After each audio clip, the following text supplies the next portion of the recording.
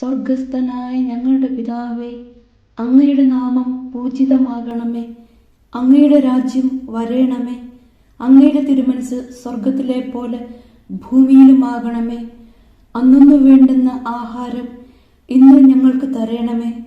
ഞങ്ങളോട് തെറ്റ് ചെയ്യുന്നവരോട് ഞങ്ങൾ ക്ഷമിക്കുന്നത് പോലെ ഞങ്ങളുടെ തെറ്റുകൾ ഞങ്ങളോടും ക്ഷമിക്കണമേ.